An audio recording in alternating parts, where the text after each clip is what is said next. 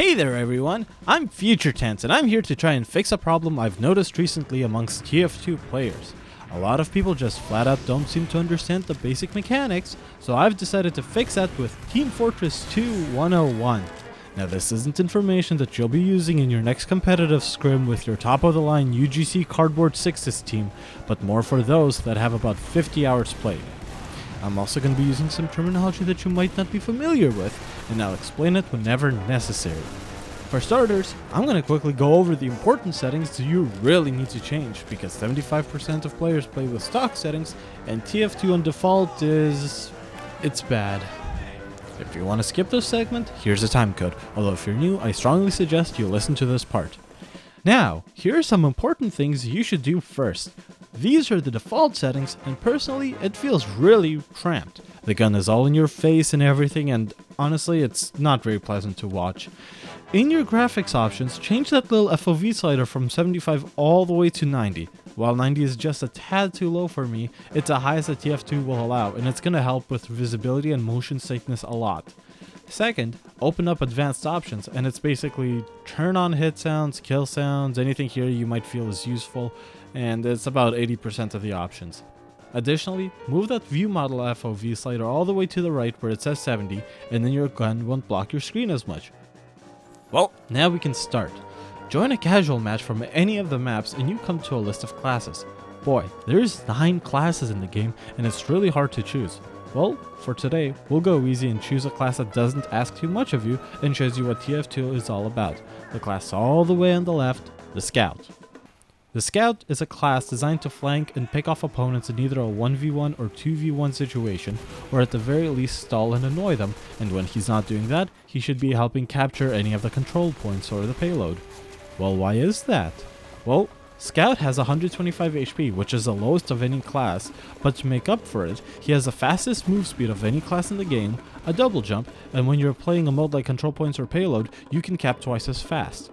He's equipped with 3 simple weapons, a scattergun, a pistol, and a bat. I'm going to explain every weapon in depth in just a moment, but I want to clarify one thing first. Your job is not to fight enemies directly. Your job is not to be a distraction. Your job is to surprise the enemy team by capping points faster than anyone else, or, if you're in a fight, to hopefully kill an enemy quickly. If you can't do that, you have one power that they don't, and that is mobility. You can just run away. Nobody's gonna blame you. You have to be aware that since you only have 125 HP, you're extremely fragile as a class, and you can be killed very easily. If you're dead and you were thinking, oh, just 2 more seconds or just 1 more shot instead of running away like you should have done, that's overextending. Overextending is an extremely risky play that ends up with somebody dead in the end, and usually it's gonna be you. While dying isn't super bad, it does slow the game down a little bit. If you're trying to kill someone and you realize who your target should be, keep a close eye on them and get them when they're away from the group. If someone is away from the group, they're more likely to die, and that includes you too. Anyway, on to the weapons. The Scattergun is a close-range shotgun that is your primary damage dealer, holding up to 6 shots at a time with a reserve of 32. Like most weapons, but all weapons in Scout's arsenal, it's a hit scan weapon, which means there is no travel time and the bullet instantly hits whatever's in its way. This does, however, mean you can shoot an enemy through a friendly teammate. The Scattergun shoots pellets in a random spread, but it is heavily affected by damage drop-off. Damage drop-off is a very simple concept to understand. The closer the enemy is, the more damage you do. The further they are, the less damage you do. If the enemy is at point blank range and all of your pellets hit, you can do up to 105 damage with this weapon, and due to how fast it fires, you can very easily take out most classes within a second with 2 shots. However, if an enemy is far away from you, your pellets will miss and any that hit will only do 3 damage. Less than ideal considering health isn't a huge problem in this game. If you don't fire too early, your target won't be aware of your presence. Get the jump on them.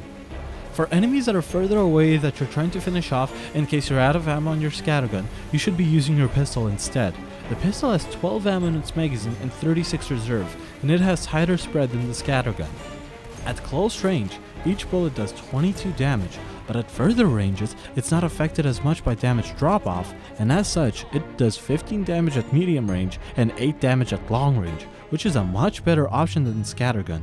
Just remember that your pistol fires really fast and you can very quickly run out of ammo, leaving you defenseless against any opponents that come your way.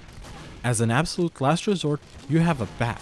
The bat is a close-range melee weapon that is meant to finish off classes, dealing a mere 35 damage per swing. While the bat would be really useful against a sniper as it only would take 4 or 5 hits to kill them, it is far less effective against heavies, where you would need to swing it at least 8 times to kill them from base health. When shooting someone, you shouldn't be relying on good aim. Don't stand around, you should be constantly moving, being difficult to hit, and track your target with your mouse, shooting whenever your aim is right on top of them.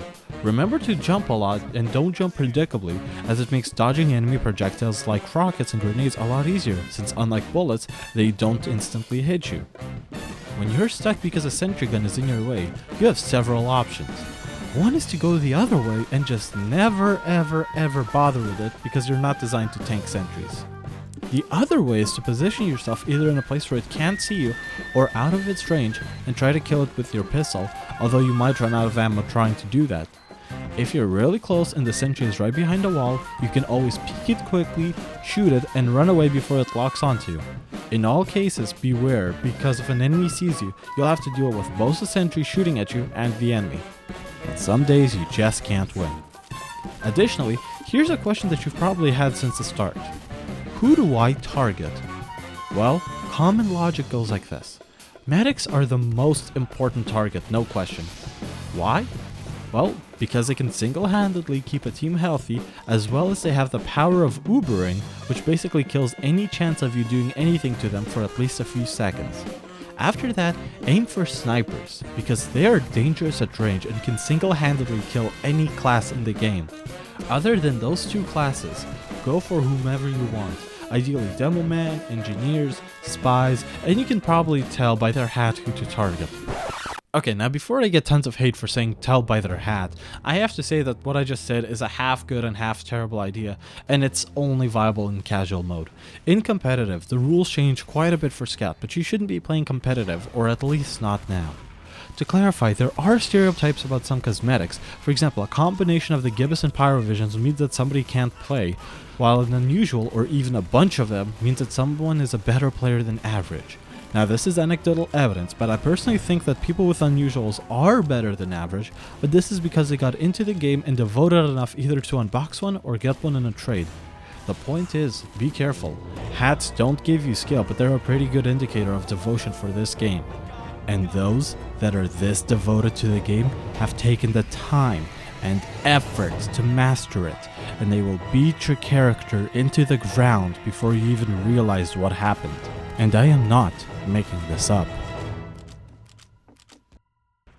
Now, what I just said should get you started off on your Team Fortress 2 journey, and if you have any questions or if I was wrong about anything and you disagree with my opinion, feel free to leave a comment down below.